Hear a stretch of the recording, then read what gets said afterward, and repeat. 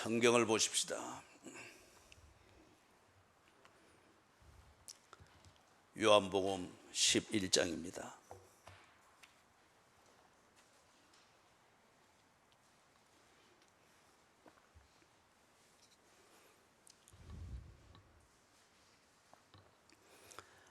요한복음 11장 25절 26절 예수께서 이르시되 나는 부활이요 생명이니 나를 믿는 자는 죽어도 살겠고 무릇 살아서 나를 믿는 자는 영원히 죽지 아니하리니 이것을 네가 믿느냐? 다시 한번 봉독합니다. 예수께서 이르시되 나는 부활이요 생명이니 나를 믿는 자는 죽어도 살겠고 무릇 살아서 나를 믿는 자는 영원히 죽지 아니하려니 이것을 네가 믿느냐? 아멘.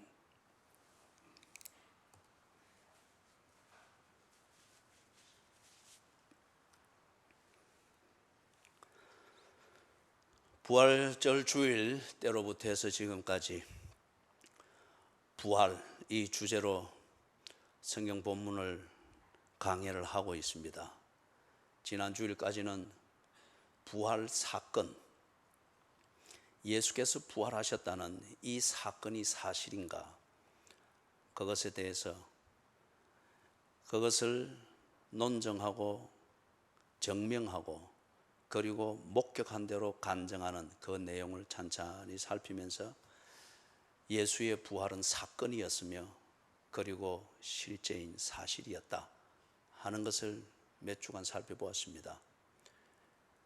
사건이고 그리고 그렇게 되었다고 하는 사실일지라도 그게 그냥 2000년 전의 사건이며 내게 실제적으로 관련이 없다고 하면은 그것은 뭔가 컬컬하고 답답할 때에 서재에 꽂혀 있는 내 눈에 익은 그 책을 한 권 빼내서 보면서 그 어떤 감동을 만들어서 오늘 필요한 에너지를 내 스스로 만들어내는 소재는 될 수 있겠죠. 그러나 그것은 신앙은 될 수가 없습니다. 그런 것을 믿고 현실을 실제적으로 산다 하면 그건 정말 어리석은 겁니다. 서울대 어느 한 학생이 약 한 40년 전입니까? 한 50년 전쯤 되겠네요. 설악산에 올라가서 지가 축지법을 한다고 지 생각과 감정은 지가 만든 이론의 축지법이 딱 정리가 되었습니다. 그걸 믿고 어느 한 봉우리 바위 위에서 믿고 그냥 그대로 발을 허공에 디뎠습니다. 어찌 됐겠습니까? 다음 봉우리로 올라갔겠습니까? 그거보다 더 멀리 갔어요. 저 세상으로 갔어요. 예? 그렇기 때문에 2000년 전의 사건인 것은 분명합니다. 다 보았습니다. 그 사건을 통해서 예수께서 말씀하신 대로 살아나셨고 생활하셨습니다. 사실입니다. 그러면은 2000년이 지난 지금 내게 그게 사건이 무슨 의미가 있는가? 그것을 믿어서 오늘 내게 그 사건과 사실을 통해서 나타난 그 실제가 내게 어떻게 영향을 미치며 나타나는가? 이 문제를 풀어야 됩니다. 그래서 만약에 그 예수님이 2000년 전에 보여주신 사건, 그게 오늘 나를 위한 그 무엇이었다. 이것을 깨닫고 이것을 믿고 그렇게 산다고 하면은 우리는 이걸 보고 부활신앙이라고 합니다. 그리고 그 부활신앙을 가지고 사는 그 생명을 보고 우리는 부활의 생명이라고 합니다. 부활은 그리스도인에게 있어서 어떤 감동적인 얘기거나 꼭 뼈다귀탕을 우려먹고 곰탕을 우려먹듯 2000년 전에 감동적이고 영웅적인 사건을 넣어서 종교적인 기도, 종교적인 묵상, 종교적인 구도 행위를 가지고 울고내어서 오늘 내게 필요한 것을 에너지를 채우듯 한 국물 떠서 먹고 한 쪽자 떠서 먹고 그래서 오늘 우선 또 넘어가고 그런 게 아닙니다. 그것은 살아계신 하나님을 내 손으로 얼마든지 조작해서 만들어낼 수 있는 어떤 우상으로 만드는 참남한 신성모독입니다. 무지로 인한 신성모독도 피해갈 수는 없습니다. 그래서 오늘부터는 이제 이 사건이 나와 무슨 관계가 있는가? 부활신앙, 그것의 실제인가? 이걸 오늘 신학적 근거를 살피고 그 다음에 그렇게 산 그 실제적인 예를 요한복음 21장 거기서 나오는 두 개의 에피소드를 가지고 2주간 살펴보게 될 것입니다. 부디 원하는 것은 여러분들이 영혼의 눈이 열리고 육신의 눈이 열려서 부활 신앙을 깨닫게 되기를 바랍니다.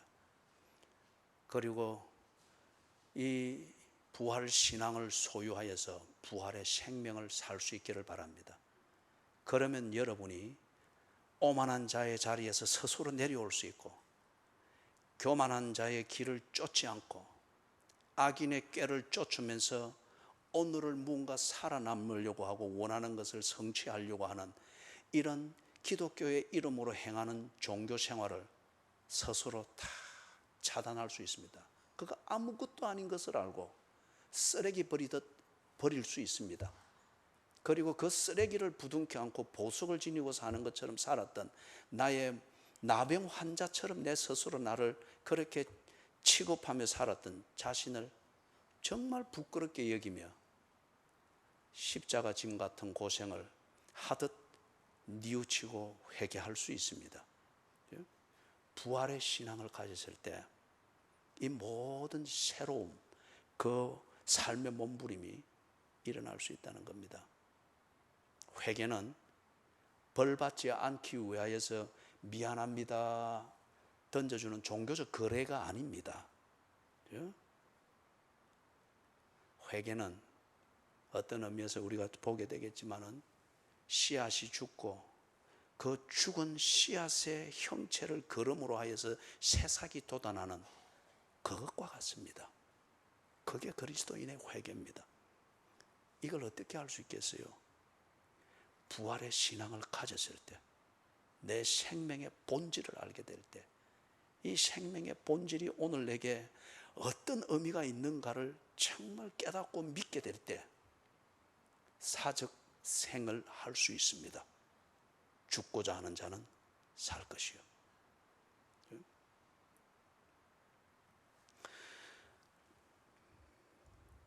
요한복음 11장 25절에서부터 26절 주님이 지금 이 말씀을 하시는 데에는 그 시대의 종교적 배경이 다 배에 있는 것을 알 수 있습니다. 당연히 지금 이 마르다와 마리아가 살고 있는 이 지역에 지배하던 종교는 유대교였습니다. 이 유대교가 거의 기독교인 것 같고 성경 그 자체인 것 같으나 이게 거의 그런 것 같으나 조금 다른 이것 때문에 하나님의 본질 그리고 하나님의 구원의 본질 복음의 길 이것을 완전히 오도해 버렸습니다. 완전히 오도해 버렸어요. 유대교라는 이 종교가 쭉 지배를 하던 그 사회에 사람들이 부활에 대한 간절한 기대가 있었습니다. 그리고 그들 방식으로 부활을 믿었습니다. 그렇기 때문에 부활과 관련되어진 그들의 종교의식과 교리 철저하게 만들어졌고 철저하게 지켰습니다. 그런데 문제는 이 사람들이 부활이 뭐냐고 물으면 말을 못했습니다. 부활이 어떻게 그게 가능하냐 물으면 전혀 대답을 못했습니다. 부활은 언제 하느냐 물으면 더더욱이 그들은 대답을 못했습니다. 그거는 당연히 있어야 된다 하는 이 당위성을 가지고서 그들은 믿었을 뿐이에요. 아니면 그게 없으면 아무 결론이 안 나기 때문에 필요에 의해서 만들고 지키고 마지막 그것을 믿어야, 앞에서 믿었던 이 모든 것이 딱 합리적으로 논리적으로 결론이 되기 때문에 부활이라고 하는 이것을 그들은 믿었습니다. 그래서 기껏 대답하는 것은 마지막 날에는 다 살아날 줄로 압니다. 마지막 날이 언제냐는 거예요. 살아난다는 것이 무엇이냐는 거죠. 어떻게 살아나느냐, 살아난 것은 어떤 형태가 되느냐, 무엇을 위해서 살아나느냐, 무엇을 위해서 우리가 또 살아나야 되느냐, 전혀 그것에 대해서 대답이 없습니다. 그게 어떻게 보면은 이렇습니다. 사람들은 누구나 다 종교심을 가지고 있죠. 종교심이라는 이 본성은 있으나 이 종교심의 본성을 대답을 가지고서 풀어갈 수 있는 길, 진리, 생명은 못 찾고 있습니다. 그렇기 때문에 이 종교심을 풀기 위해서 사람들은 스스로 신을 창조합니다. 이게 종교입니다. 그리고 그 신이 누구이며 그 신께로 가는 길은 무엇인가, 이걸 스스로 또한 만듭니다. 내가 납득이 될 수 있고 할 수 있는 범위 안에서 만듭니다. 이게 종교 철학이고 종교 이론입니다. 그리고 그렇게 하면은 될 것이다, 내가 만들고 내가 그렇게 신념이나 이념을 가지고서 만들고 이론을 세우고 한 이것에 권위를 부여하기 위해서 그대로 지키려고 합니다. 이걸 보고 우리 구도행위라고 하죠. 구도행위. 그래 해야 내가 만든 신, 내가 만든 그 신에게 가는 길, 내가 그래서 믿어서 내 문제를 풀려고 이렇게 하는 이것, 이래야 내 스스로도 납득이 될 수 있잖아요.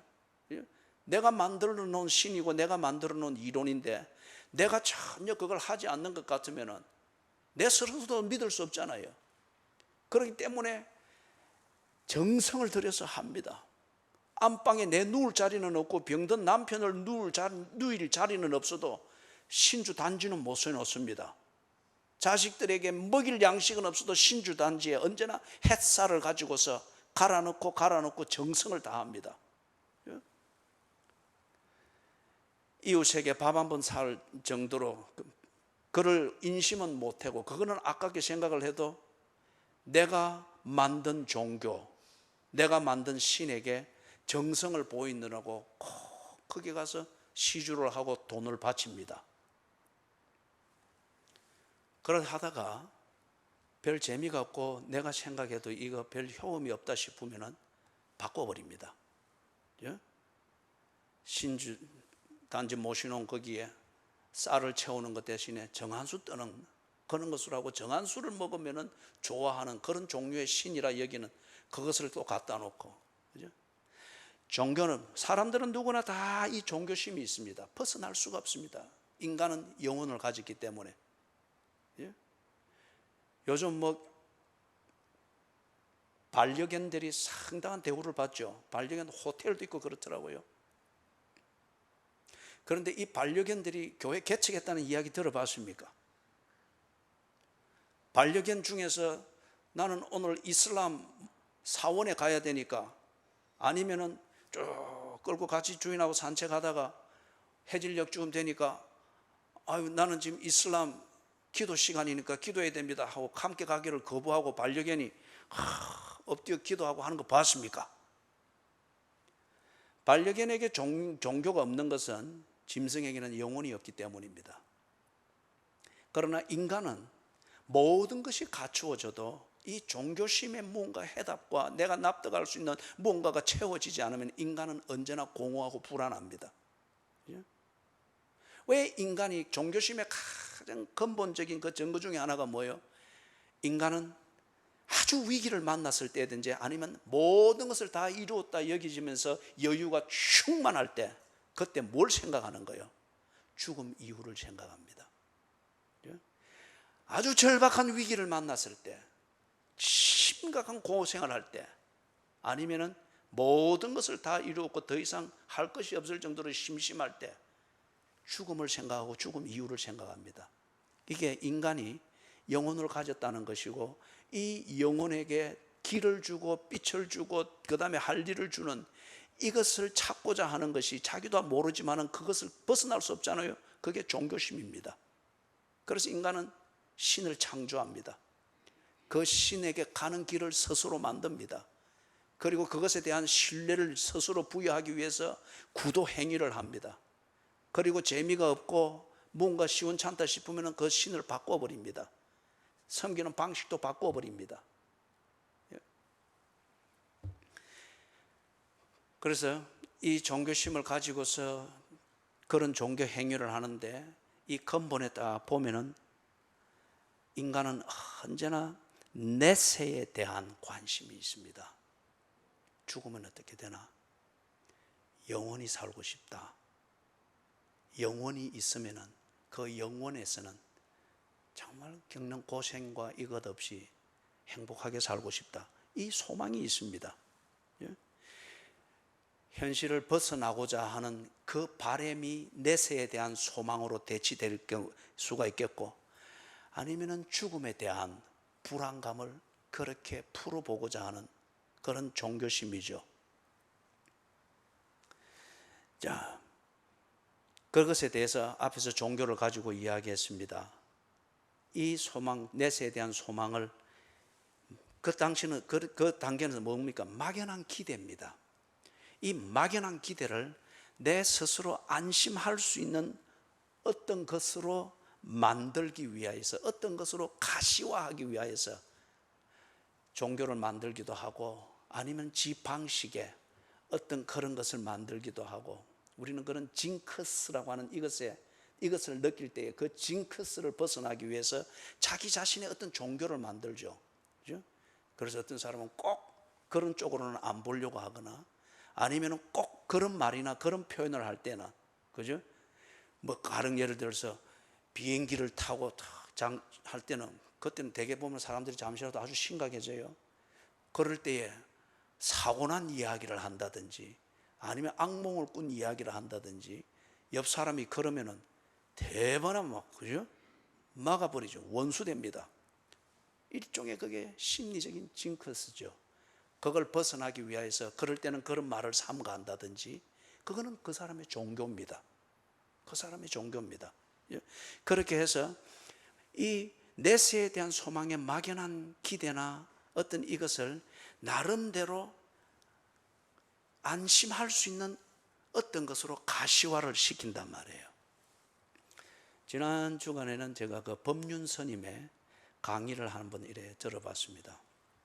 강의를 이래 들어보는데 참 말씀을 잘 하시더라고요. 이래 나름대로 그 강의 안에서는 논리도 참 있고 그렇더라고요. 또 여러분들이 여기까지만 듣고 은혜 받아가지고 가서 법륜 스님 또 한 주 내보고 있고 또 계속 잘 들으십시오. 그런데 이 법륜 스님이 질의응답을 하는 가운데에서 불교의 중요한 사상 중에 하나인 윤회사상, 그것에 대해서 법륜 스님이 자기 입장에서 다시 재정의를 하더라고요. 대부분의 사람들은 윤회한다 하는 이것을 내세에 대한 기대나 소망, 이것을 푸는 한 사상으로 받아들이고 있습니다. 대부분의 사람들은. 그래서 악하게 살면은 다음 생애에 무엇으로 태어나고, 돌아다니면서 남 험담하고만 있으면은 다음 생애에 입만 크는 개구리로 태어나고, 뭐 이런 게 윤회 사상 그런 골격이잖아요. 그런데 법륜 스님은 그걸 다르게 말씀을 하시더라고요. 언제나 우리가 살아가는 데는 고난이 있고 기쁨이 있다. 이게 언제나 반복되어지는 것이 인생이다. 이거는 다 알고 있죠, 그죠? 그러면서 그분의 말이, 그게 우리가 말하는 윤회라는 거예요. 그렇게 말씀을 하시는 거예요. 그렇기 때문에 그걸 두고 우리가 근본적으로 비난할 필요는 없습니다. 사상, 그리고 사상을 딱 받치고 있는 빼대 역할을 하는 이론이라고 하는 것이 다 출발이 무엇이며 한계가 무엇인지 우리 스스로는 알고 있기 때문에, 윤회 사상도 그렇고, 그 다음에 힌두교에서 말하는 그 윤회 사상은 힌두교에서 나온 거예요. 그 다음에 이슬람에서 말하는 어떤 그런 알라 앞에 가는 어떤 그런 천국으로 가는 그런 사상도 그렇고, 그것을 이래 살펴보면은 시작과 끝이 없습니다. 그리고 그것을 책임질 수 있는 그 권위가 없습니다. 그렇기 때문에 인간이 만든 종교적 이론과 이론을 토대로 한 사상들은 다 사람을 번민하게 만듭니다. 법륜 스님의 그 강의, 깊은 도를 터득을 하여서 하는 쉽게 말씀하시나 이론은 참 논리정연했습니다. 그런데 그 이론 시작과 끝을 그렇게 말한 그 이론을 어떻게 증명하고 보장하느냐? 실체는 없었습니다. 그죠? 그 정도는 누구나 다 깊이 고민하고 경험하면은 다듬어 갈 수 있는 이론입니다. 그 원인이 뭐냐는 거죠. 그 다음에 그것을 푸는 궁극적 답이 뭐냐는 거죠. 그래서 불교의 사상에서 이야기하는 붓다로부터 시작되는 석가모니죠. 돌고 돈다. 그렇게 이야기가 되는 거죠. 이런 식의 생각이 당시 예수님께서 지금 본문에 있는 것처럼 마르다와 마리아를 찾던 그 당시에 이런 식의 사고방식과 종교심, 그 종교심에서 대안으로 만들어낸 부활의 사상과 부활의 개념이 지배하고 있었습니다. 그래서 이 유대교에서는 그 표현을 마지막 날에는 다 살아난다. 성경을 어느 정도는 알고 있으나 성경을 정확히 알지는 못했습니다. 그래서 이 랍비들이 어느 정도 알고 있는 그 지식에 근거해서 내세에 대한 인간의 이 본능적인 소망, 이것에 대해서 나름대로 성경의 이름을 빌어서 그렇게 대답을 제시를 해놓은 거예요. 마지막 날에는 다 부활할 것이다. 그러나 그것만을 두고 보면은 법륜 스님이 그 강의하던 논리정연한 그 강의를 하던 그것이나 이것이나 별 다를 바는 없습니다.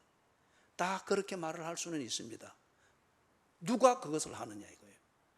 그것의 실제는 뭐냐 이거예요. 그렇게 되었을 때 인간의 문제의 회복과 정말 그 생명은 무엇이냐 이거예요. 이것을 보여주는 필름이 없습니다. 비디오가 없습니다. 그래서 지금 예수님께서 이들에게 나타나셔서 정말 부활이 무엇인지 비디오로 보듯이 그렇게 지금 보여주고 있는 겁니다. 보여주고 있는 거예요. 자, 나는 부활이요. 예수께서 부활, 다시 살아나는 이 사건, 이것이 죽음을 극복하는 거잖아요. 그죠? 다음 생애에 개구리로 태어난다는 이게 죽음을 극복하는 것이 아니고 그거는 죽음 안에서 여전히 맴돌고 있는 것이 지나지 않죠. 이론적으로 따질지라도. 예수께서 나는 부활이요. 다시 살아나는 실제가 나라는 거예요. 예수님이 이걸 증명을 하셨습니다. 무엇으로? 두 가지로 증명했습니다. 하나는 죽은 나사로를 불러냈습니다. 나사로야, 이리 나오라! 동인체로 걸어 나왔습니다. 그 다음에 예수님 자신이 죽었다가 부활하셨습니다. 이것을 우리가 몇 주간에 걸쳐서 살폈습니다. 다시 산다고 하는 것이 뭐냐? 그거는 예수입니다. 예수를 보면은 다시 사는 것이 무엇인지 그 자체가 설명입니다. 그 자체가 실체입니다. 나는 부활이요. 그리고 나는 생명이라고 했습니다. 산 사건만 있어도 그 사건을 통해서 살아난 사람이 생명을 유지하지 못한다고 하면은 사건일 뿐 그것은 생명이 될 수가 없습니다. 냉동인간, 과학적인 사이파이를 통해서 여러 가지 생명의 존재의 가능성들을 추상하고 만들어냅니다만은 냉동인간 되어져서 700년을 지난다고 할지라도 타임머신에 들어가서 100년을 그렇게 존재한다고 할지라도 그게 목적을 가지고 목적을 추구해 나가는 자신의 의지적 삶을 만들어가면서 의미를 만들지 못한다고 하는 것 같으면 그건 생명이 아니라는 거예요. 예수가 나는 생명이라고 했습니다. 부활한 예수로 말미암아 부활한 나사로가 남은 시간을 오빠로서 살았고 이웃으로 살았고 유대교인으로 살았고 나병한 자에서 나은 자로서 살았습니다. 두 번째는 예수께서 부활한 이 사건 후에 예수님이 여전히 당신의 미션을 이어가면서 이 땅에서 이루어야 될 미션을 완성하셨습니다. 지난주까지 살펴본 대로 부활을 한 자신을 보여주었고, 부활을 믿게 하였고, 그리고 다음 주일부터 보게 됩니다. 부활의 생명을 가진 너희들이 정말 어떻게 살아야 되는지 가르쳐주고 하게 했습니다. 이게 이 땅에 오신 예수께서 완성해야 될 당신의 사명입니다. 이 사명을 위해서 부활하신 예수께서 그렇게 40일 동안을 지내면서 완성하셨습니다. 생명입니다. 나는 부활이요 생명이니, 예수께서 이것을 증명하기 위하여서 첫째는 죽은 나사로를 나흘째에 썩은 냄새가 나는 이 시체를게 예수께서 명령하여 그 이름으로 불러내었습니다. 살아났고 자기의 인생을 살았습니다. 두 번째 증명은 예수께서 죽음에서 일어났습니다. 그리고 당신의 이 땅에서 완성해야 될 그 일을 위하여서 40일 동안 고진감래의 삶을 살시면서 완성하셨습니다. 나는 부활이요 생명이니. 그 다음 이어지는 게, 나를 믿는 자는 죽어도 살겠고 무릇 살아서 나를 믿는 자는 영원히 죽지 아니하리라. 나를 믿는 자는, 이 말은 예수를 믿는 자가 하나가 되는 것을 말합니다. 요한복음 15장 첫 번째에 나오는 게 포도나무 비유죠. 거기서 예수님과 예수를 믿는 자의 관계의 본질을 정확하게 설명합니다. 나는 포도나무요 너희는 가지라고 했습니다. 종교가 절대 용납이 안 됩니다. 나는 포도나무요 너희는 가지니. 제 손바닥을 포도나무로 여러분이 여긴다고 하면은 포도나무 가지는 손바닥에 붙어있는 손가락과 같습니다. 이걸 다른 거로 갖다 붙일 수도 없고 띄어져 있으면서 무언가를 연결해서 손가락 기능이 될 수가 없습니다. 나는 손바닥이요 너희는 손가락이니. 이게 예수를 믿는다는 것입니다. 예수를 믿는 자의 신분이며 예수를 믿는 자의 현 주소인 것입니다. 불공을 들여서 되는 것이 아니고, 이론에 납득이 되어서 되는 것이 아니고, 치성을 들여서 되는 것이 아니고, 무언가 내 자신의 카타르시스를 위하여서 또는 벌을 받지 않기 위한 안전장치로서 종교적 구도를 하고 회개를 하고 뉘우치는 이것으로 되는 것이 아니라는 거예요. 그리 되다 보니까 위선자가 되고 오만한 자가 되고 교만한 자가 되고 절대 뉘우치지 않아요. 이 손바닥에 제 손가락이 예를 들어서 두 개가 잘렸습니다. 여기에 기능을 위하여서 여기에 의수, 그것으로서 기계로서 손가락 두 개의 기능을 할 수 있는 것을 붙였다고 치십시다. 그것은 내 손바닥이 느끼는 것을 이거는 못 느낍니다. 그죠? 내게 필요한 기능을 부분적으로 할 뿐이에요. 이게 종교입니다. 나를 믿는 자는 누구를 말하는가? 부활하시고 생명을 사신 그 예수께 손바닥에 붙어있는 손가락처럼 이 관계를 말합니다. 이게 믿는다는 겁니다. 이게 기독교에서 말하는 믿음을 말하는 거예요. 나를 믿는 자는, 그렇기 때문에 예수께서 부활했다고 하면은 예수께 딱 손가락처럼 붙어있는 한 몸이 되어 있는 그도 분명히 부활하는 것, 자연스러운 겁니다. 나를 믿는 자는 영원히 죽지 아니하리라. 예수께서 부활하여 당신의 사명을 완성하여 성천하여 성부 보좌 우편에 앉아서 거기서 원래의 모습에서 영혼의 차원에서 그 삶을 누리고 있다고 하면은, 예수께 붙어있는 손바닥에 붙어있는 손가락과 같이 예수와 관계를 가지고 있는 나를 믿는 자는 예수처럼 그 생명을 가진다는 거예요. 내 손바닥이 병들면 내 손가락도 아픕니다. 제가 군대에 있을 때 사격 훈련하다가 그 추운 때에 훈련 중에서 다 얼어서 이걸 제대로 못하니까 잠시 몸 푸는 그것을 조교가 주었어요. 그러면서 섀도우 복싱 이걸 고참하고 이래 하다가 자꾸 이거 제가 졸병이기 때문에 맞아주는데 너무 때리는 거예요. 그러면서 저도 실수하는 척 하면서 한 대 쳤는데 그게 어른 손에 치놓으니까 충격을 받으니까 뼈가 여기 살짝 올라갔는 거예요. 표시는 안 나는데 얼마나 아픈지. 다음 일을 못 하겠는 거예요. 그래서 다음 날 외출을 받아서 속초 도시에 나가가지고 이래 보니까 뼈가 조금 빗나갔다는 거예요. 그게 빗나가는데 이쪽 손가락 두 개를 제대로 쓸 수가 없는 거예요. 손바닥이 고장나면은 손가락이 영향을 받습니다. 똑같은 영향을. 손바닥이 영원하면은 손가락도 영원할 것입니다. 손바닥 같은 예수가 부활하여서 그 생명으로 사셨다고 하는 것 같으면은 예수께 붙어 있는 예수를 믿는 자들 역시 예수와 똑같은 부활을 하고 그 생명을 가진다는 거예요. 사랑하는 여러분, 영원히 죽지 아니하리라. 사람은 영원히 존재할 것입니다. 하나님의 형상, 하나님은 영원한 분이잖아요. 그분의 형상대로 지음받았고, 그렇죠?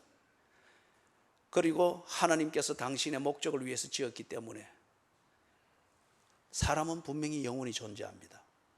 그런데 지옥에서 존재하는 자가 있고 하나님이 계시는 그곳이 천국입니다. 천국에서 존재하는 자가 있습니다.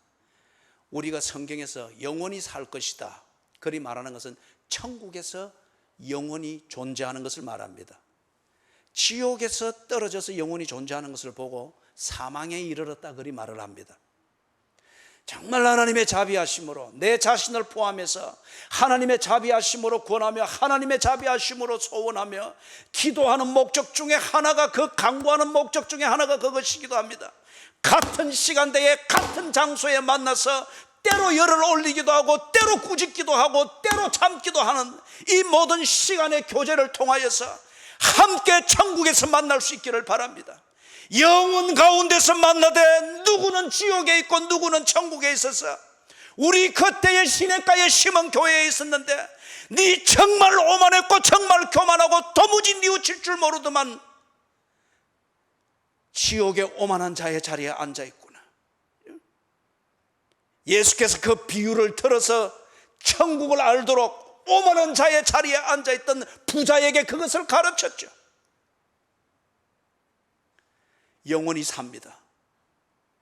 예수께서 영원한 생명을 가졌던 것처럼 그를 믿는 자는 예수의 생명을 가집니다. 예수가 하나님과 함께 있다면 거기서 영원히 살 것입니다. 손바닥에 붙어 있을 때 이게 원래의 손가락이 아니고 기능을 위해서 갖다 붙인 종교와 같은 기계와 같은 손가락이면 저든 당신이든 지옥에 있을 것입니다. 나는 부활이요 생명이니 나를 믿는 자는 죽어도 살겠고, 이거는 부활을 말합니다. 예수께서 부활한 것처럼 내가 부활한다. 나를 믿는 자는 죽어도 살겠고 무릇 살아서 나를 믿는 자는 영원히 죽지 아니하리라. 생명을 말합니다. 두 가지를 지금 말하고 있는 거예요. 도마가 이것을 의심했죠. 못 믿었습니다. 그 사연이 무엇인가에 대해서는 우리가 한 주일을 할애해서 자세히 살폈습니다. 이때에 예수님이 직접 증명을 해 주셨습니다. 그때는 예수님이 거기 계셨기 때문에 예수께서 나타나셔서 네 의심하는 자를 발을 풀 수 있도록 네 방식대로 확인해봐라. 확인할 수 있는 증거 자료는 네 지금 눈앞에 있다. 나 예수 직접 나타나서 증명하게 했습니다. 그래서 도마가 예수가 부활이고 생명인 것을 분명히 확인했습니다. 그런 다음 도마가 고백했죠. 나의 주님이시며 나의 하나님이십니다. 그 고백 속에 나를 믿는 자는 죽어도 살겠고 무릇 살아서 나를 믿는 자는 영원히 죽지 아니하리라. 그게 포함이 되어져 있습니다. 그런 다음에 기독교가 왕성하게 자라갔습니다. 1세대 기독교인들을 보고 우리는 초대 교회라고 합니다. 첫 세대 교인들이 모이고 기독교를 만들어가는 때, 근데 교인들이 점점 많아지고 이래 하다 보니 아직 제대로 훈련도 되기 전에 기독교의 문화와 특권과 이것을 누리는 문화부터 먼저 공유하게 된 거예요. 그래 하면서 이러한 삶, 이런 가치관, 이런 의미, 이렇게 말하는 특권, 이게 근거가 뭐지? 이걸 보장하는 것은 뭐지? 그런 것에 대해서 3인 3색의 추측이 나옵니다. 그리고 설익은 성경 교사들이 자기가 잘 모르는 것은 합리적으로 납득될 수 있는 이론을 덧붙여서 설명을 합니다. 그러다 보니까 이게 시간이 갈수록 3인 3색이 됩니다. 그러면서 의심이 납니다. 초대 교인들이 나중에 되면서 이 부분에 대해서 부활은 꼭 있어야 되고 정말 중요한 교리고 기독교의 핵심 가치 중에 하나인데, 그런데 이 부활이 어떻게 가능한지, 이 실제가 무엇인지 이것에 대해서 그들이 혼돈에 빠졌습니다. 혼돈을 철학으로 메우려고 했고 사상으로 메우려고 했고 어떤 종교적 그러한 커먼 센스로 메우려고 했습니다. 그래서 납득이 되도록 해서 기독교 안에 부활이 자리를 잡을 수 있도록 애를 썼습니다. 부활이 없으면 이거 아무것도 아니기 때문에 당위 성령님을 위해서도 그렇게 딱 갖다 붙였습니다. 이럴 때에 이 초대교회 교인들에게 그 의심을 풀 수 있도록 증명을 해준 것은 예수님 자신이 아니고 그때 예수님은 이미 성천하고 안 계십니다. 지난주일 보았던 것처럼 누가 초대교인들에게 증명을 했습니까? 목격자들이 했습니다. 부활한 예수를 보고 부활한 예수의 생명을 더불어 나누었던 그 제자들을 비롯한 그 목격자들이, 증인들이 초대교회 교인들의 혼란한 이 부활에 대한 그 생각과 신앙과 어떤 이것에 대해서 증언을 했습니다. 이게 어디에 나오는가 하면은 고린도전서 15장입니다. 고린도전서 15장에 나오는 것을 우리가 좀 간략하게 그리고 차례대로 정리를 하도록 하겠습니다. 목격자의 증인입니다. 목격자들 중에 한 명이 바울이었죠. 자, 거기 고린도전서 15장을 여러분들이 댁에 가서 오늘 이 설교를 다시 한번 찬찬히 들으면서 고린도전서 15장을 찬찬히 읽으시기를 바랍니다. 그때의 초대교회 교인들이 부활을 왜 의심했는지, 어떤 내용으로 의심했는지, 그리고 그들은 의심되어지는 부활이지만은 기독교의 필요성과 당위성을 위해서 이 부활을 지키기 위해서 그들은 어떤 식으로 이해를 했는지, 그걸 두고 고린도전서 15장을 차근차근 읽어보십시오. 세 가지로 정리를 하면 이렇습니다. 초대교회 교인들이, 특히 고린도에 있는 이 교인들이 부활은 신화다. 다 보면은 나라마다 건국 신화가 있죠. 그 나라의 기원을 합리화하고 권위적으로 보이기 위해서 건국 신화가 있습니다. 그죠? 그런데 이 고린도 교회 교인들도, 그 지방에 있는 사람들도 부활을 신화로 여겼습니다. 왜냐하면 헬라 철학으로는 이게 도무지 논리적으로 설명이 될 수 없는 거예요.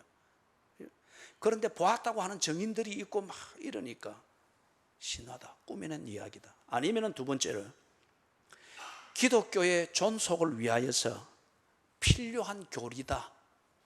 납득이 안 되고 논리적으로 말이 안 되는 얘기인데, 그런데 기독교의 기성전결을 딱 만들기 위해서는 이 부활이라고 하는 교리가 있어야 된다. 그렇게 해서 그 필요에 의해서 받아들여주는 그런 분위기들이 많았습니다. 한 가지 더 정리를 하자면은 부활은 예수의 정신을 계승하는 것이다. 또는 부활은 영의 부활이다. 이거는 꼭 윤회로서 내세에 대한 관심을 그렇게 처리하듯이 영의 부활이다. 이것처럼 막연한 게 어디 있어요? 그리고 이것처럼 우리의 현실 그리고 우리의 실제와 상관없는 그런 회피적인 대답이 어디 있어요? 영의 부활이다. 이런 것에 집착을 하다 보니까 초대교회가 상당 부분 신비주의로 흘러갔습니다. 그리고 현실과 상관없는 그러한 비도덕적인 그런 신앙생활로 많이 흘러가 버렸습니다. 세 가지를 이야기했습니다.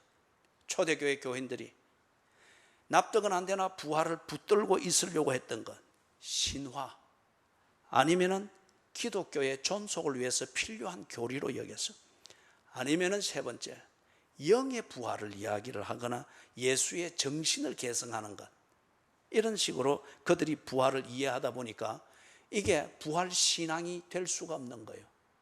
그리고 나는 부활이요 생명이라, 그래서 예수가 증명하고 보여주었던 그 생명력을 가지고서 죽음을 초월한 그 진정한 그리스도인의 삶이 나올 수가 없는 거예요.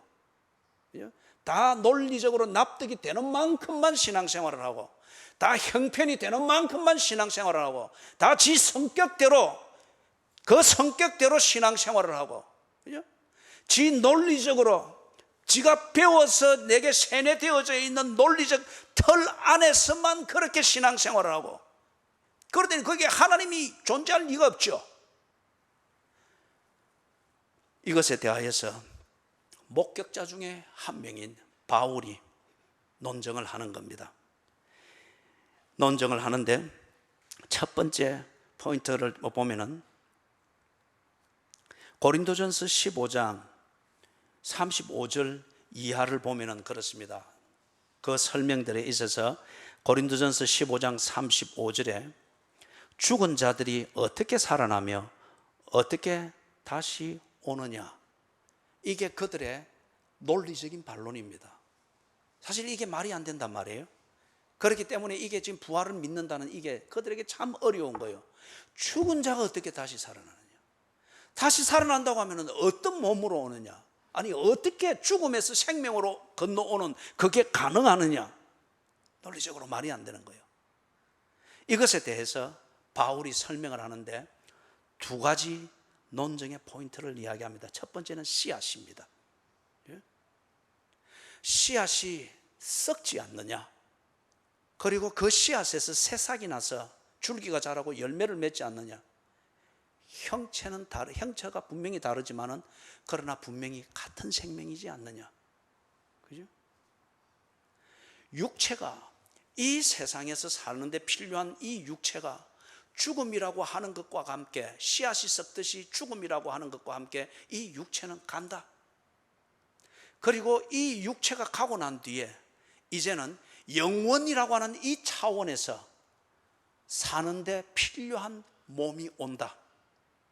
이게 거기서 말하는 첫 번째 논조입니다. 씨앗이 죽어서 썩는 적지 않느냐, 그러나 같은 생명의 본질이 새싹과 줄기와 열매로 또 다시 나타나지 않느냐. 인간의 육체가 이 지상에 사는데 필요한 육체를 가지고 있다. 이 지상에 사는데 필요한 육체가 기능이 다하고 목적이 다했을 때는 이 육체는 씨앗이 썩듯이 그렇게 없어지는 것이다. 그러고 난 다음 인간이 영혼의 세계로, 고향으로 돌아가는데 거기서 필요한 몸으로 인간은 다시 나타나게 되는 것이다. 씨앗이 죽어 새싹과 열매를 맺는데 필요한 것으로 나타나듯 형체는 다르나 같은 생명의 본질이다. 왜 형체가 다른가? 이 지상에서 사는데 필요한 몸, 그 형체가 있고 영혼의 차원에서 사는데 필요한 몸이 있다는 거예요. 이것이 바뀌어지는 것이 육체의 죽음과 육체의 부활이라고 하는 겁니다. 그 다음에 두 번째 논증에서 포인트를 말하는 것이, 당시에도 아마 유물론적인 그런 사고방식이 있었던 모양입니다. 모든 물질로 된 모든 것은 형체와 다르고 기능은 다를지 모르나 그 본질에 있어서, 가치에 있어서는 동등하다는 거예요. 이게 유물론의 기본적인 가치관이지 않습니까? 그래서 인간을 그들은 유물주의자들이 말하는, 평가하는 인간은 하나의 그 germ, 이 벌거지 같은 것에서 진화되어져서 이렇게 되어졌기 때문에 무슨 인간이 고상하니 많으니 그것이 아니다는 거죠. 그것이나 바퀴벌레나 그것이나 세균이나 동일하다는 거예요. 이게 유물론적 가치관입니다. 그때도 그런 것들이 있었던 모양입니다. 모든 물질로 된 것은 다 똑같지 않느냐. 그런데 무슨 인간의 몸이 다시 그렇게 되고, 이것에 대하여서 바울이 고린도전서 15장 35절 이하에서 씨앗에 그것을 말하고 난 다음에 그 다음 이 부분에 대해서 이야기를 합니다. 별의 영광이 다르고 달의 영광이 다르고 하늘에 있는 것의 물질이 다르고 땅에 있는 것의 물질이 다르지 않느냐. 그러면서 인간의 존재가 그렇다. 그래서 앞에서도 씨앗을 두고 이야기했던 것처럼 인간의 이 세상, 이 땅에 사는 동안에 가지고 있는 육체의 이 기능과 영광이 영혼의 차원에서 인간이 존재할 때 가지게 되는 그 몸, 그 형체, 그것과는 가치가 다르다는 것이죠. 유물주의자들의, 유물론자들의 어떤 그런 가치관을 가지고서 모든 물질로 된 것은 동등한 가치이기 때문에 이 땅에서 사는 몸이 죽었다고 하는 것 같으면 그러면 끝이지 뭐. 그리고 또 다른 본질을 가진 육체로 태어나서 그렇게 영혼의 차원에서 살 수 있는 몸으로 태어난다, 있을 수가 없다는 거예요. 바울이 이것에 대해서 네가 보고 있느냐, 별의 영광이 다르고 나무의 영광이 다르다, 물고기의 영광이 다르고, 즉 물고기의 본질이 다르고 공중을 나는 새의 몸의 본질이 다르다. 다르기 때문에 저것은 날고 있고 이것은 물속에서 깊이 잠수하며 물을 즐기고 있지 않느냐. 그와 같이 인간의 몸이 이 지상에서 물리학적 그리고 중력의 법칙을 벗어날 수 없는 이 지상에서 사는 데에 적합한 몸이 있다. 이 형체를 가지고서 인간이 이 땅에서 살아야 될 목적, 그것을 추구하며 산다. 이 땅에서 사는 목적이 완성되어졌을 때에 인간은 영혼의 차원으로 돌아가게 되어진다. 그때에 필요한 인간의 몸을 얻게 되어진다. 이것이 육체의 부활이라는 겁니다. 이것이 육체의 부활이라는 겁니다. 모든 형체가 기능에 있어서, 목적에 있어서 동등한 것이 아니고 가치가 동등한 것이 아니듯이 인간의 육체의 부활의 근거 중에 필요한 근거 중에 하나는 인간은 이 땅에서 사는 때가 있고 영혼의 차원에서 거기서 영혼이 사는 그 때가 있다. 이 땅에서 사는 때에는 중력의 법칙에 순응하면서 그것에 맞도록 목적을 이루어 살아야 되니 그것에 맞는 형체가 있고, 그리고 육체, 영혼의 단계에 들어갔을 때에는 그런 것에, 그런 법칙이든지 이런 것에 구애될 바가 없고 이루어야 될 그러한 사명에 집중해야 될 목적이 지상에서 하던 그런 목적이 있는 것이 아니기 때문에 다른 형체의 몸을 가지게 된다는 거예요. 그렇게 옮겨가는 이것이 육체의 부활이라는 거예요.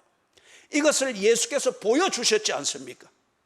당신이 이 땅에서 사는데 필요한 그 형체를 입고 살 때는 당신은 안 먹으면 굶주렸고 지치면 배에, 풍랑이는 바다에 떠있는 배의 고물에 쓰러져 주무실 정도로 피곤을 느꼈습니다.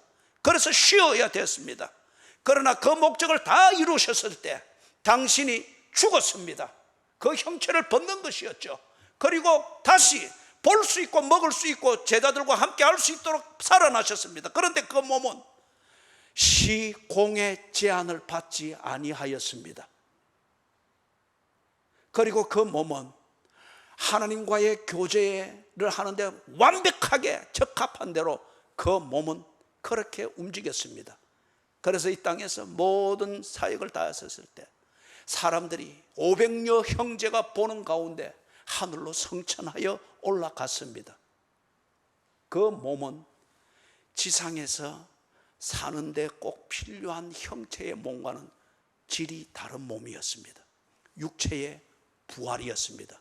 그러나 그 육체는 윤회도 아니고 그 육체는 윤회로 치는 것 때문에 윤회의 쳇바퀴를 완전히 벗어난 다른 차원의 몸이었습니다.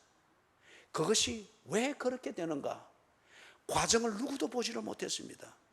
그러나 그 과정을 거쳐 육체로 부활한 예수를 제자들이 보았고, 그 무지하다 여기는 여인들이 보았고, 그리고 그 예수를 직접 죽였던 유대인들이 보았습니다.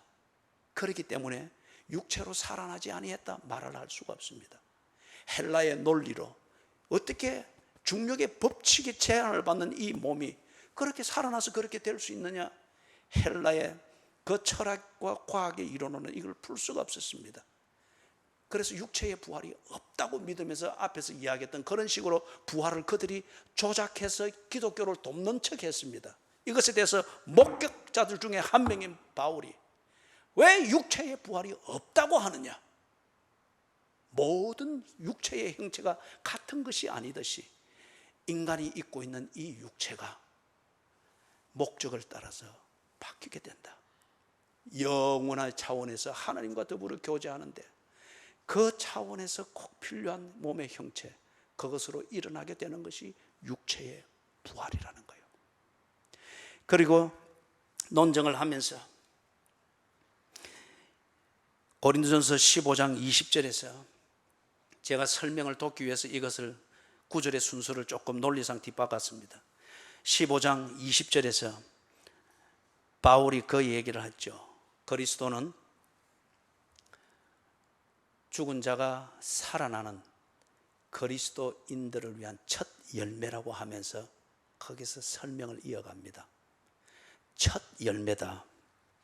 첫 열매 같으면은 뭘 의미하는 거죠? 그 다음 이어나오는 둘째, 셋째 열매들이 계속 있는 것을 말하는 거죠. 그리고 첫 열매를 이어서 둘째, 셋째, 넷째 열매들이 나온다고 하면은 첫 열매가 가지고 있는 생명과 똑같은 본질입니다.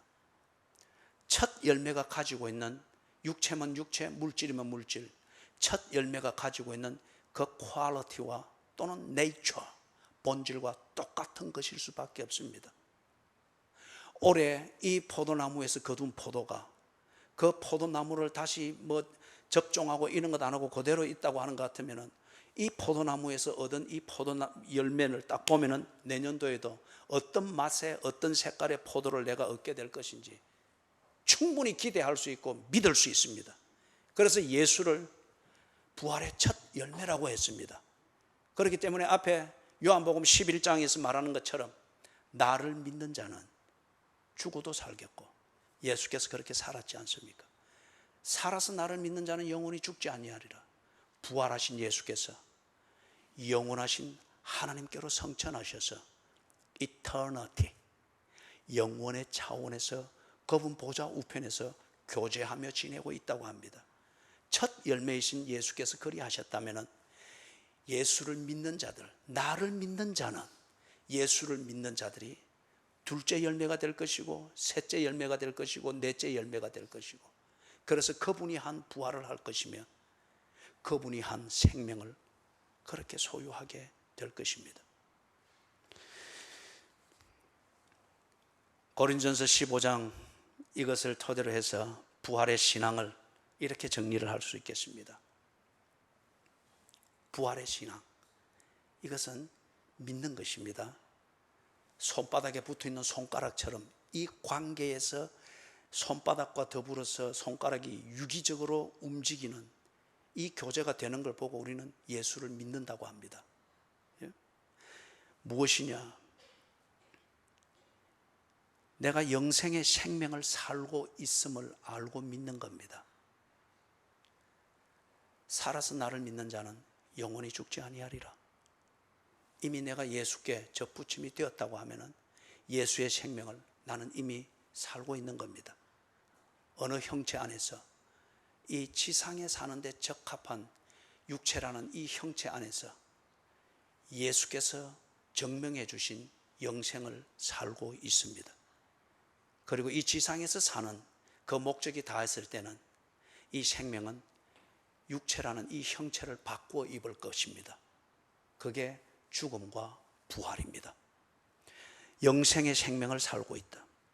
두 번째는 인간은 하나님의 영광을 위하여 존재한다는 것을 믿는 겁니다. 이 지상에 사는 동안에는 주어진 그 목적을 성취하는 걸 통하여 하나님의 영광, 다른 말로 하면 내가 하나님의 자녀인 것을 드러내고, 이 목적을 다했을 때는 예수께서 하고 있는 것처럼 그분 보좌 우편에서 하나님과 더불어 즐거운 교제를 누리는 것, 그게 하나님의 영광을 위한 것이죠. 인간은 하나님의 영광을 위하여 존재한다는 것을 믿는 겁니다.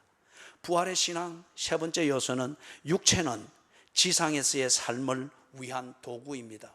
이 육체가 전부가 아니라 이것은 도구라는 겁니다. 목적을 이루며 사는 생명을 위하여서 사용되어져야 될 소모품이라는 겁니다. 그렇기 때문에 그리스도인은 육체를 위하여 살지 아니하고 육체를 위하여 조심할 뿐, 육체를 위하여 살지 않고 생명을 사는 겁니다. 네 번째 요소는 죽음은, 육체의 죽음은 이 지상에서의 삶의 목적을 다 했음을 의미하는 겁니다. 내가 이 세상에서 죽는다고 하는 것은, 육체의 죽음을 죽는다고 하는 것은 이 세상에서 해야 될 일을 다 했다고 하는 것을 의미하는 거라는 겁니다. 그렇기 때문에 다섯 번째, 영원의 그 차원에서 하나님의 영광을 위한 삶을 시작합니다. 예를 들면 이 세상에 사는 동안에는 내가 이 육체를 입고 목사의 직을 가지고서 하나님의 영광을 위하여 삽니다. 목사의 직을 가지고 해야 될 이 일이 다 되었을 때 나는 죽을 것입니다. 이 육체를 벗어날 것입니다. 더 이상 이 육체가 소용이 없기 때문에. 그런 다음에 나는 어디에서 발견이 되어지느냐? 하나님과 더불어서 영원히 교제하는 그 영혼의 차원에서 나는 발견되어질 것입니다. 그리고 그것에서 적합한 그 몸을 입고서 그렇게 발견이 되어질 것입니다. 그래서 죽음은 이 세상에서 내가 해야 될 목적을 다 했다고 하는 것을 의미하며 동시에 영원에서 하나님의 영광을 위한 그 삶을 이어가는 그것이 시작되었음을 말하는 시점이라는 겁니다. 여섯 번째는 고린도전서 15장 49절에서 그것을 참고로 하여서 정리를 하면 이렇습니다. 여섯 번째, 생명의 본질은 같습니다. 그러나 육체의 본질은 다릅니다. 생명의 본질은 예수로 말미암아 받은 영생입니다. 부활 사건을 통해서 우리에게 확연히 증명되어졌던 영생입니다. 이 본질은 육체 가운데 있던, 이 세상에 있던, 영혼에 있던 똑같습니다. 그러나 이 생명의 본질을 가지고 사는 육체의 본질은 다릅니다. 이 세상에 살 때는 이것에 맞는 육체를 가지고, 그 다음에 영혼이라는 이 차원에서 살 때는 거기에서 맞는 몸을 가지게 될 것입니다. 다시 강조하지만 이 변화를 가리켜 육체의 부활이라고 그렇게 말을 합니다. 자, 그러면 마지막으로 일곱 번째, 왜 육체의 부활을 해야 되느냐? 왜 그냥 영의 부활만 되면 됐지, 예수님이 부활하셨던 것처럼 왜 그렇게 몸을 입고서 부활을 해야 되느냐? 왜 그렇게 복잡해야 되느냐? 어떤 의미에서 여기에는 하나님의 스스로 모순될 수 없고 신실하신 하나님을 증명하는 이 역설이 있습니다. 하나님께서 인간을 창조하실 목적이 뭐였죠? 이 세상에 인간을 창조하시고 난 다음에 그 목적을 하나님의 감탄사로서 우리에게 계시하셨습니다. 보시기에 심히 좋았더라. 그리고 이걸 두고 스바냐서 3장 17절에서 역사 가운데 인간은 스스로 타락해 있음에도 불구하고 이걸 보면서 하나님이 뭐라 그랬습니까?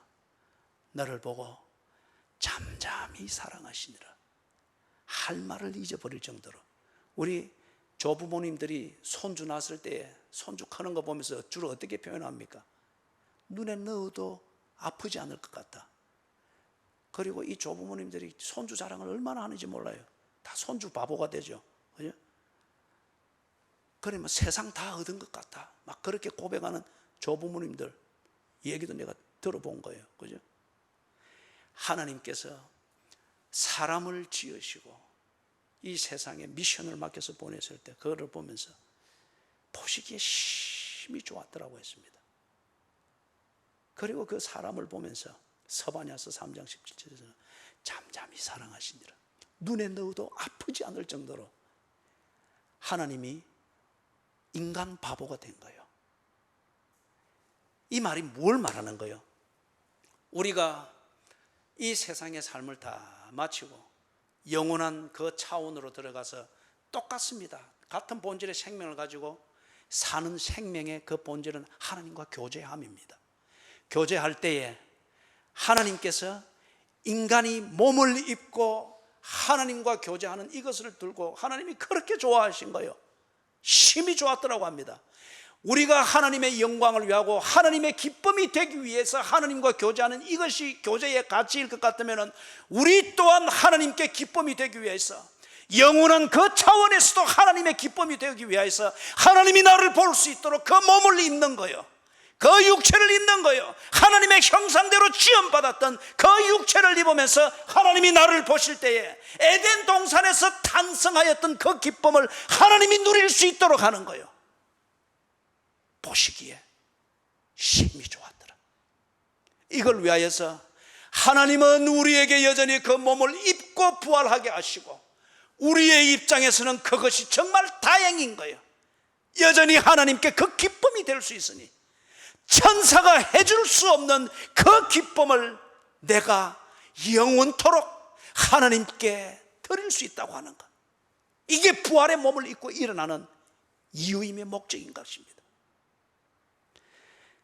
말씀을 정리합니다. 고린도전서 15장 58절에서 이것을 다 논증하고 난 뒤에 바울이 그렇게 권면합니다. 이게 부활의 신앙입니다. 그러므로 견실하여 흔들리지 말고 항상 주의 일에 더욱 힘쓰는 자들이 되라. 이는 너희 수고가 주 안에서 헛되지 않은 줄 알미라. 고린도에 있는 이 교인들이 번성하고 일할 기회도 많고, 그죠? 거기에 있는 토착민보다 노예들이 더 많을 정도로 그들은 모든 자원이 풍부했습니다. 재밌게 살 수 있고 도덕이라고 하는 이 벽이 아주 낮았고 도덕의 잣대가 아주 헝클어져 있었기 때문에 양심의 가책받을 일보다는 자유라고 하는 이 말로 지 마음대로 살 수 있는 도시였습니다. 그런 데다가 논리적으로나 지성적으로나 그리고 종교적으로 볼 때 이 부활이라고 하는 것이 너무도 어처구니 없고 이것을 주장하게 될 때에 너무도 미개하고 맹목적인 종교인으로 취급이 되고 오해가 될 것 같으니까 고린도 교회 교인들이 첫째는 경제적으로 지 형편대로 했습니다. 문화적으로는 지 하고 싶은 대로 했습니다. 개인적으로는 지 욕망대로 했습니다. 신앙적으로는 남들 보기에 비웃음거리가 안 될 정도로 교양적으로 했고 상식적으로 했고 매끄럽게 하려고 했습니다. 그러다 보니까 교회가 어느 때부턴가 신사들과 숙녀들은 많으나 정정 헌신되어진 그리스도인이 없는 거예요. 화려한 변명과 구실은 많대. 주를 피가 나도록, 때로 피가 나도록 하나님을 구하며 몸부림침이 없는 거예요. 견실하지 못하고 흔들리는 거예요. 지성의 이름으로 흔들리는 거예요. 문화의 이름으로 흔들리는 거예요. 편리주의의 이름으로 흔들리는 거예요. 경제적 신분 상승이라고 하는 이 세속적인 목적에 꿰어가지고 그렇게 흔들리며 지자리를 떠나는 거예요. 주님의 영광을 위한 것보다는 그 도시에서 통하고 성공했다, 출세했다, 실력이 있다는 이 소리를 듣기 위하여서 종 기독교를 그런 식으로 차고 다니는 부적처럼 그렇게 변질시키고 지 마음대로 하는 거예요. 그래서 바울이 부활이 그렇지 않다, 목격한 것을 증언을 했습니다. 그런 다음 똑똑히 들었느냐? 이제는 사건을 기념하는 것이 아니고 이 사건을 통하여서 예수의 부활이 너의 부활이며 예수의 생명이 너의 생명인 것을 믿느냐? 그렇다고 하면 손바닥에 붙어있는 손가락처럼 포도나무에 붙어있는 포도나무 가지처럼 예수처럼 살아라. 견실하여 흔들리지 말고 항상 주의 일에 더욱 힘쓰는 자들이 되라. 이는 너희 수고가 주 안에서 헛되지 않은 줄 알미니라. 예수 부활했으면 너도 부활할 것이며 예수가 그 생명으로 살았으면 너도 그 생명으로 살 것이며 예수께서 하나님 보좌 우편에 앉아서 영혼의 차원에서 하나님과 더불어서 그 기쁨이 되는 교제를 누리고 있다고 하면 너의 영혼도 그러할 것이며 중력 법칙에 의해서 제한받고 논리에 의해서 제한받고 경제적 발전과 경기에 의해서 네 감정이 요동치는 그런 몸 안에 살았으나 네가 예수의 부활처럼 부활하여 하나님과 더불어 살 때도 똑같이 그럴 것이냐? 그것은 논리의 한계지 진실은 아니니라. 진실은 뭐냐? 하나님께 예수께서 부활하여서 하나님 보좌 우편에 계실 수 있는 영혼을 담을 수 있는 형체의 몸으로 부활하였던 너 몸도 그렇게 될 것이니라. 그러니 지금 네가 가지고 있는 몸의 감각이 네게 주는 그 시그널을 따라서 그걸 진리로 알고 이렇게 저렇게 요동치지 말라는 거예요. 주의 일에 더욱 힘쓰는 자들이 되라. 이게 교회 와서 청소하고 말하고 이 정도 차원을 말하는 게 아니죠. 근본적인 게 뭡니까? 앞에서 쭉 봤던 것처럼 하나님의 영광을 위하여 사는 삶에 집중해라. 그 가치에 흔들리지 말아라. 하나님의 형상대로 지음받은 인간의 도리를 지켜라. 너는 유물론자의 자식이 아니고, 너는 만모니즘 돈의 자식이 아니고, 너는 자유라는 이름으로 지 마음대로 하면서 짐승처럼 사회와 가정을 변질시키는 그런 문화의 자식이 아니다. 하나님의 형상대로 지음받은 인간인 것을 알아라. 그 자리로 돌아가고 그 도리를 지켜라. 하나님이 너를 보고 보시기에 심히 좋았더라. 얼마나 좋아했는지 아느냐? 하나님의 기쁨이 되는 그 삶과 그 인격으로 네 자신을 회복하고 관리하라. 이게 주의 일에 더욱 힘쓰는 자들이다. 사랑하는 여러분, 예수께서 이것을 우리에게 주시기 위하여서 십자가 그 사건부터 시작이 됐죠.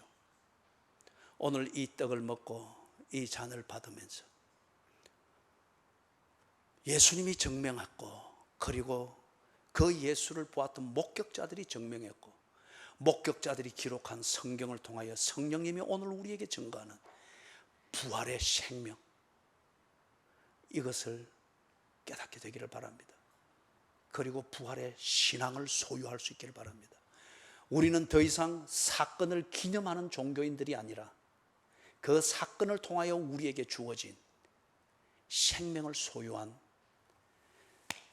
하나님의 자녀들이 되어야 할 것입니다.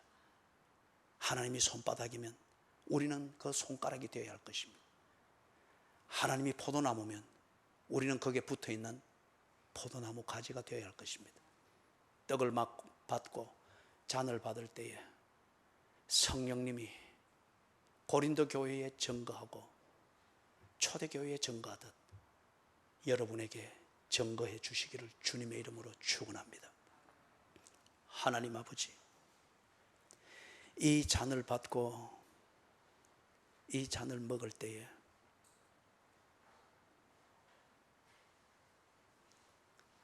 예수께서 증명하시고 성령이 증거하시는 부활의 주님, 부활의 신앙, 부활의 생명, 이것을 소유할 수 있도록 도와주시옵소서. 예수님의 이름으로 간절히 기도드리옵니다. 아멘.